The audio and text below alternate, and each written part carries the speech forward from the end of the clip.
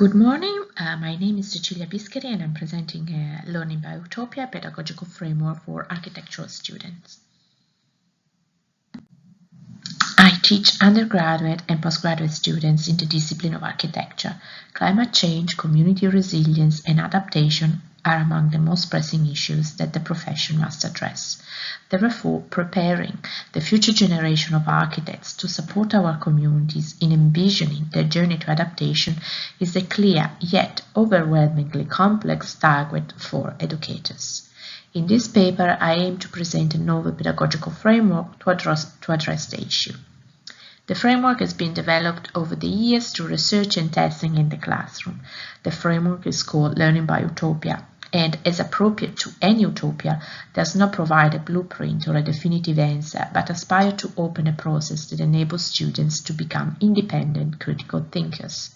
The main characters of this pedagogical approach are utopia, crisis, and the development of critical thinking for architecture students. In my research, I have engaged with those aspects individually until they converged to form a more complex framework fueled by intuition and scholarly research. It is outside the scope of this presentation to provide exhaustive reports on the three single topics. However, to lay the foundation of the approach, I will briefly outline how utopia and crisis are aligned with education in the field of architecture and development of critical thinking. The coupling of utopia and pedagogy is not new to the literature. Paulo Freire was the first to tie education and utopia. In this presentation, I echo Darren Webb when he argues that Freire adopts utopia as process, cognitive affective orientation, and system.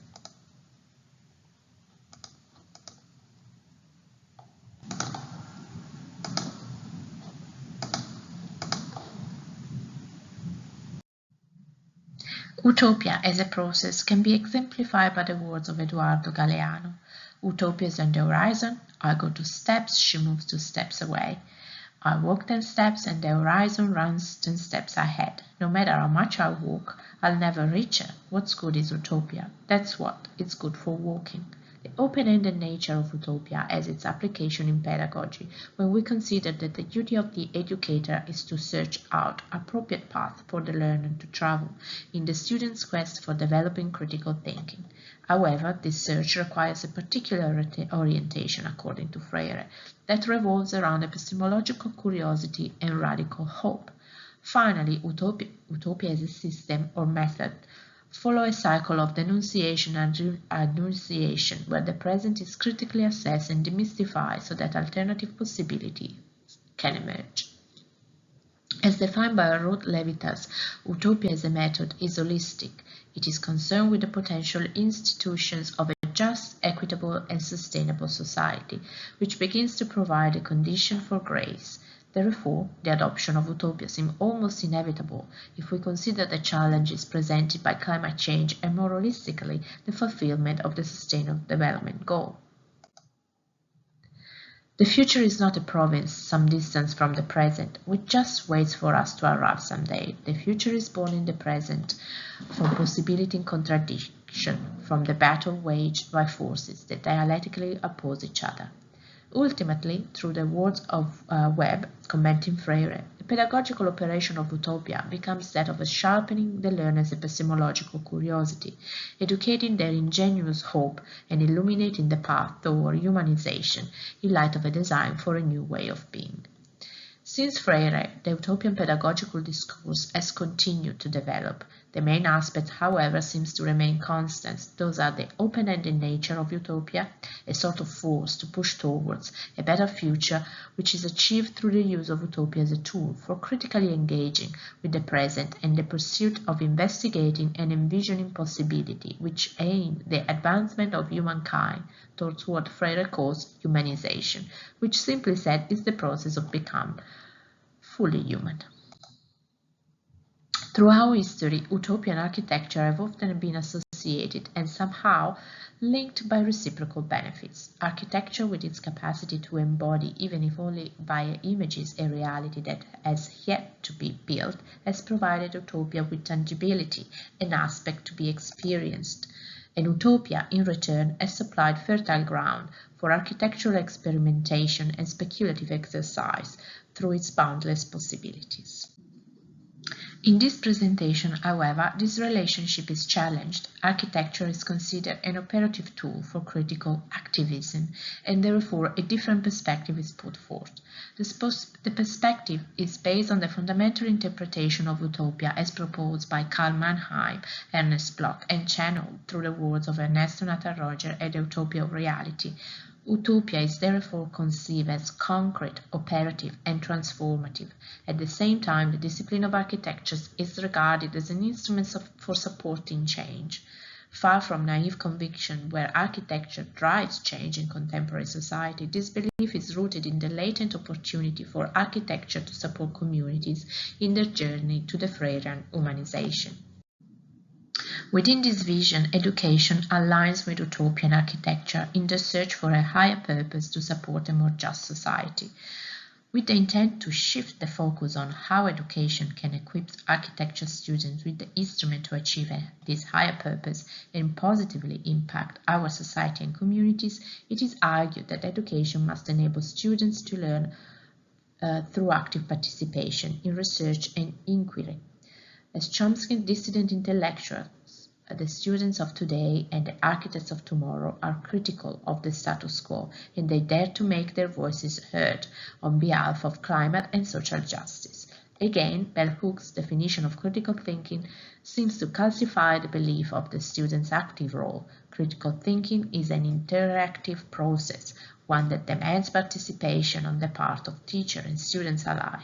All of these definitions encompass the understanding that critical thinking requires discernment. It is a way of approaching ideas that aims to understand core underlying truth, not simply that superficial truth that might be most obviously visible. The last component of the framework learning by utopia is crisis. Crisis is more than the perpetual state and context of our society.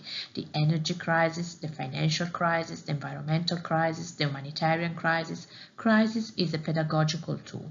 Whilst crises are disruptive, they offer the opportunity to understand the shortfalls of our society.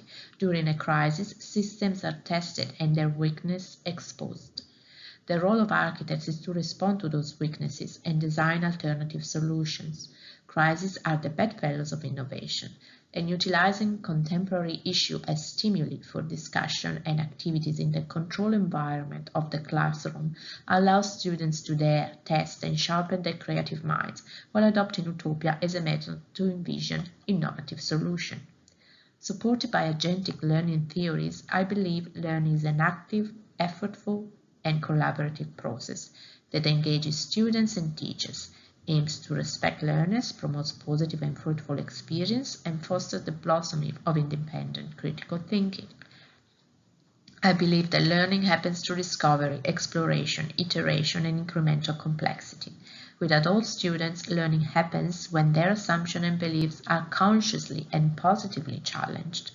Thus, I consider use of crisis scenario to be a fundamental tool in the action of learning and the development of critical thinking.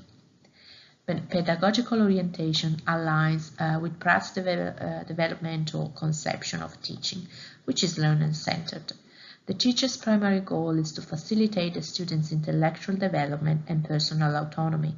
In my practice, I promote students' intellectual growth, curiosity and autonomy during interactive studios, workshops, lectorials, and innovative assessment tasks. Finally, a developmental approach fosters the idea of inducing a certain amount of disequilibrium or discomfort, which support the subject matter in designing for crisis and adds, to an extent, the opportunity to provoke a manageable crisis in the student's learning process, where questions are open, solutions are multiple, and final outcomes are just as important as the critical and interactive process that birthed them. Crisis jumpstarts utopia. Learning by utopia has prompted the implementation of new teaching techniques. providing students with instruments to surpass the boundaries of their discipline and venture into multidisciplinary investigations. Learning by Utopia has resulted in a powerful tool to enhance the quality and the variety of student outcomes. The Master Studio, titled System of Adaptation, Refugee Camps and the Border Condition, exemplified this pedagogical framework application. The studio investigates the topical theme of refugee camps. Why refugee camps as context? The studio investigates the very topical theme of refugee camps. Notwithstanding the topic's clear humanitarian aspect, the course aimed to engage students in one of the fundamental missions of architecture, designing places for community and supporting their healthy functioning. Therefore, the opportunity of tackling the context of refugees' camps provides an exceptional test to be undertaken by students in their formative years. The camps, stripped down of any unnecessary and frivolous elements, offer the space to observe the needs, everyday routines, ritual and social networks that constitute the life of a community, any community. The students aim to design the space and place to facilitate and support those fundamental activities. In 2023, the number of people forcibly displaced has reached 110 million, and over 36 million are refugees. As a term of comparison, Australia's total population is approximately 26.8 million. Even though the notion of camp might seem to suggest the idea of a temporary solution, the average time that a refugee spends in camps is between 10 to 15 years. The studio aspires to provide tools to alleviate the extreme condition of the camps, explicitly tackling the adverse effects of forced displacement by architectural means. The studio proposes a forum where students can critically investigate the phenomenon from an architectural perspective while being exposed to fundamental questions around community, place, and city making. The approach put forth relies on the state of protracted crisis lived by refugees and the relationship between the trauma of displacement and the provision of a new home for the displaced population. Focusing on understanding how a community can function after being eradicated from its environment, extensive research highlights the importance of providing more than a shelter. It pushes forward the idea that supporting social networks and the establishment of a normal life is key. As architects, we can use the means and instruments of our discipline to facilitate this process and provide a stage, a scene where daily activities can be performed.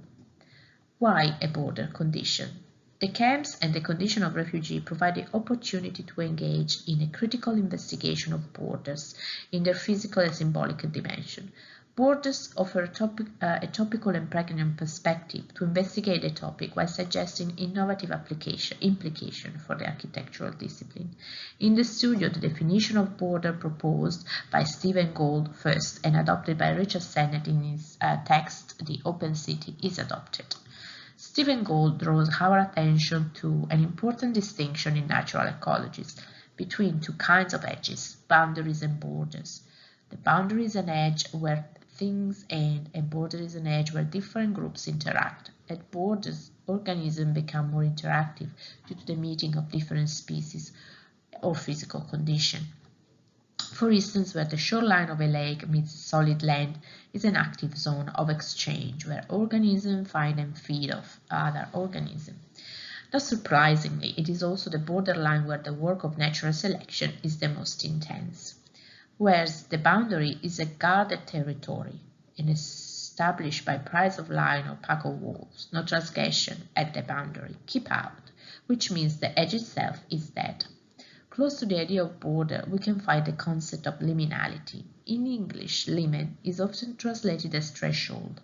However, the Latin word does not just indicate a boundary, but on the contrary indicates the possibility of transpassing, penetrated a newly conquered or yet to be conquered territory.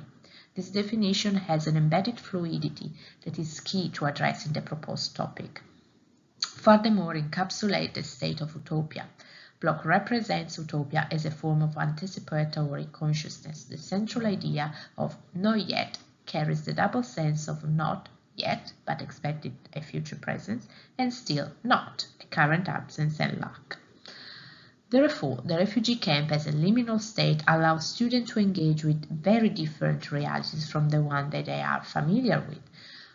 where their assumptions and beliefs are challenged, not just because of different physical and cultural environment, the uniqueness of the condition and the scarcity of the resources. Students have to truly engage with the context to be able to propose feasible, responsive, yet innovative solutions.